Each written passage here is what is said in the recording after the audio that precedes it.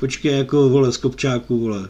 To vás, vole, v Keslu si učí jezdit takhle 40, ty vole, nebo co? Nebo tam nemáte navigace, vole, aby ses naučil, vole, používat pruhy? Prdele, ty vole. Nedávno jsme tu řešili něco podobného, ne? Jsou ty lidi, kteří nevidí, že pumpy jsou průjezdný.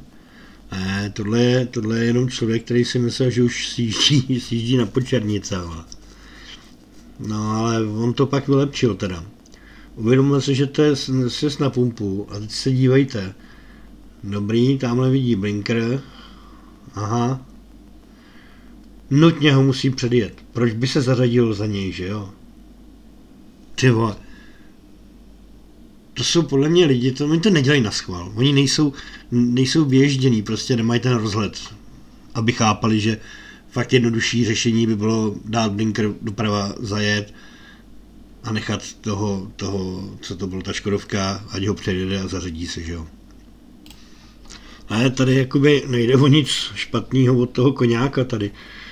Teda takhle, on tam má furt blinker, že jo, on sice jede už asi, nevím kolik, 500 metrů v zákazu, protože tam je 2,2 metru, ale furt to statečně bere teda, skáče tam přes ty kanály, jede v tom odtokovým tom. Jenom jsem si vždycky vzpomněl, jak oni na těch forech breče, jako buďte k nám ohleduplní, my jsme chudáci, my tam vezeme koně ve zvíře, my nemůžeme moc manévrovat, že jo, prudka a tak. Ale jako tady tomu zrovna jako nějak předpisy nic neříkají, že jo. Jenom jsem si vzpomněl na ty, co tam dobře právem brečej, protože některý tomu koňákovi tam hodí myšku před autem a co on potom, že jo, s tím koněm vzadu. Uznávám. Ale tak jako někteří jsou takový a jiní zase makoví, jo. Hele, tady netuším, jo, ale ta sanita jede na majákách a má sirénu. A já ji tam asi pak ještě pustím. Ale o to nejde. Většinou teda, co já jsem koukal, to jestli někdo jezdí se sanitou, tak většinou ji vypínají v kolonách. Oni pak lidi zmatkujou, což je vidět i tady. Lidi se snaží uhejbat, místo toho, aby prostě jeli dál, začnou uhejbat, zablokujou to a sanita stojí. Místo toho, aby být pomalu, ale jela, protože tam uhnou 2-3 auta, ale při ní je stejně půl kilometru dalších, takže ta sanita nikam daleko neujede. No, tak jestli tam někdo jezdí se sanitou, tak řekne, jestli je výhodnější pro ně vypínat sirénu v těchto kolonách, nebo ne. Halt, pro ostatní prostě jeďte. Nesnažte se, vole, za každou cenu uhnout, vole, protože to nemá smysl. Tak trošku zmatkář, asi jsem uhnul náklad nebo co, tak nejdřív dokud zastavíme, ne, to není dobrý. Ale za tebou jde Tomík a ten chvátá, vole. Dobrý, takže popojedem. Má tam sice parkoviště jako kráva, ale proč by na něj zajížděl, když ho může zablokovat? Obzvláště, když tam někdo chce odbočit, jo. A jo no, zmatkaři, vole, ty vždycky dokážou dělat spoustu problémů, vole. Co myslíte? Tuší, proč tam je ta žlutá čára? No, je to na průmyslovou zónu cesta, tak proto tam je, no.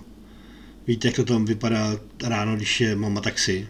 To je děsný. Tam prostě neodbočíte. Tam, buď to tam nezlomíte návěs, anebo když jedete opačně, tak jim ometete návěsem, vole, prdelí, vole, auta. Jako občas ty žlutý čáry jako dávají smysl, no.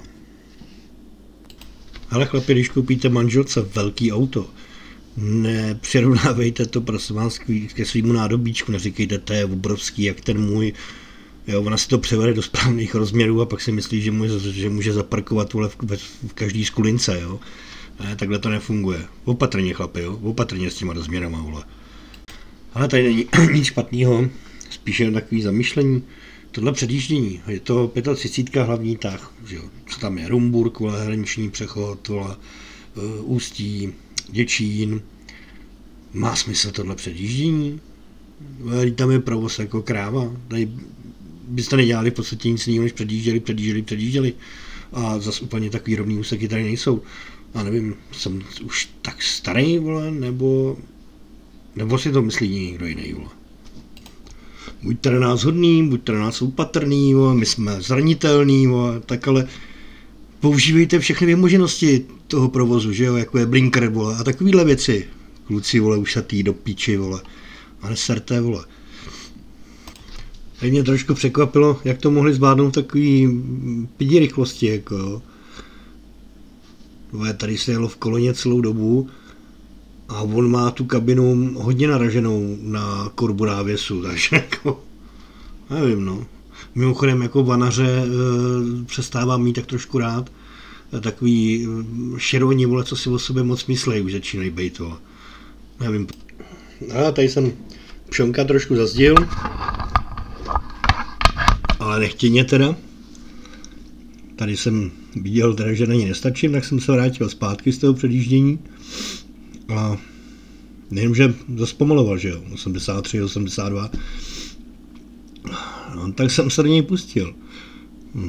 Nikdo to nemohl čekat, ty vole.